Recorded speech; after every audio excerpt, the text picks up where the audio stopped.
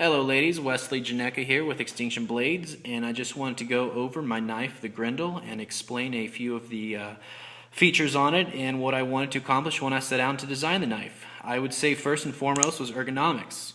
I put a large emphasis on the curve of the knife here. I didn't want a blade and handle on the same plane, just because when you grab a knife, and if this handle's coming, the blade's coming straight up, you got to kind of cock your wrist here then to use it. Now you've already got kind of a cock to it, so you can keep your wrist in this neutral position here. Just a lot easier in terms of everyday usage if you're going to pull it out, whatever you use it for.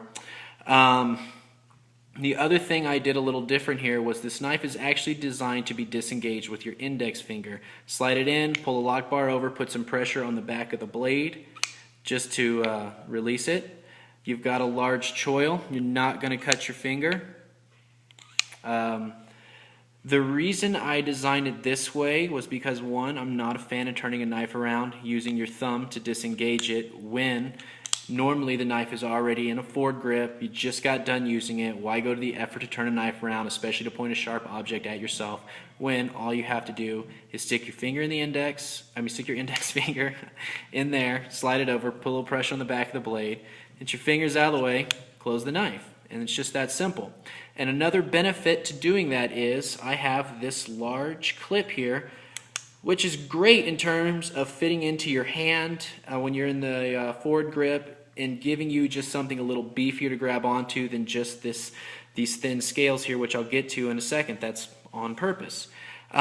This clip sits over the lock bar here so that you can't, when you disengage the lock bar, you're not going to be able to pull it too far. This does act as a lock bar stop because your palm's on it, pressing against the clip, which is pressing against the scale, which means you're not going to be able to take your lock bar and pull it past the point that it should be pulled. The other thing is I put a little bit of a curve here. You can lock your middle finger in there once you open the knife. Clip acts as a good grip to hold on to. Once you open the knife, your middle finger is already right there. Flip the knife around to a reverse grip. Just another little added benefit of that clip. But really the reason I give it this big profile is because it fits so nicely in your palm and adds just something else to hold on to for you.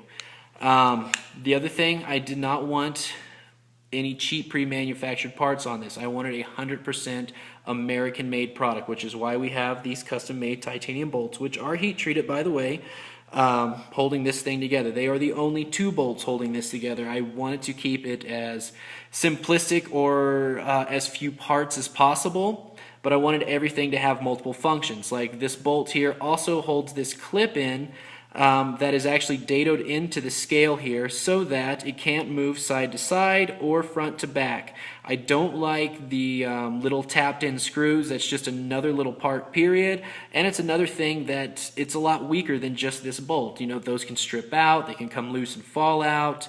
The less parts you have on something, the less likely something's to break on it.